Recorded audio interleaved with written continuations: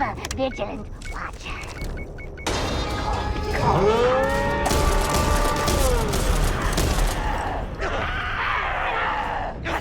Will be stopped.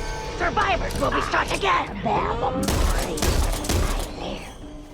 Back 4 Blood has returned with its final DLC, Children of the Worm, introducing a brand new act with new enemy types, a new cleaner, and much more.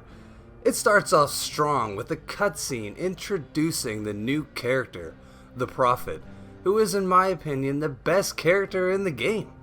And it's not just because I'm Irish either. He is very well voiced and brings a dynamic to the team that we haven't really seen, with moments where he calls his teammates pansies, for instance. He also has some really cool abilities where he gets buffs when teammates are down or when reviving, and starts off with a smoke grenade.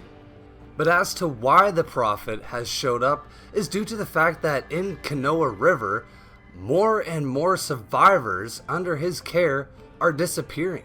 So ultimately the Prophet's goal is to find his flock and bring them back.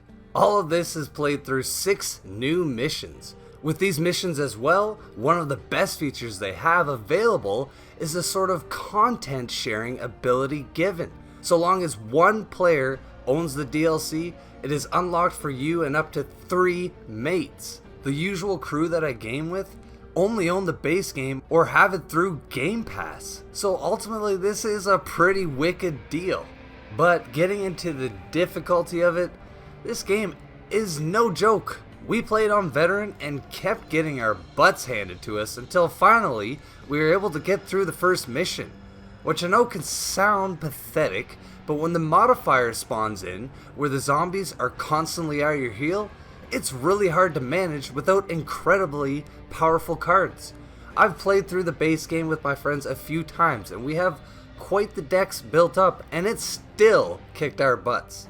And playing on Recruit is just way too easy for the most part, so I feel like there is a major skill gap between the 2 modes. Maybe a simple solution would be to reduce the overall time between hordes, because when that modifier is active, you are basically forced to do a mini speed run.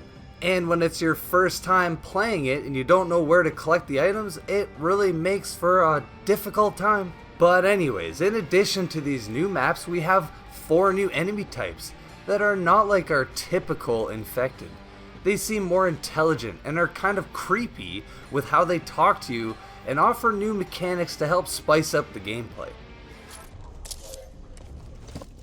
Vainly cling unto the blighted memory of a curse. There are new weapons to mess with, new cards to change up your builds, a whole bunch of new skins for your cleaners, and overall an absolutely solid experience. I really like what Turtle Rock has done with the card system, giving you access to all your perks right away instead of having to progress through missions over time building your deck. They did change this a few months ago, but it is nice to see it still in effect. They have little random collectibles like canned food, which are basically treated like perk cards. They have duffel bags, which when you escape with them offer you extra rewards. This is all very cool to me. But maybe I wish you had access to more burn cards, because they feel like a bit of an oversight. Why can't I just purchase any at any time with supply points? But without sounding too negative, I have to say that this is 100% worth checking out. If you have or have not played Back 4 Blood, now is the best time to play.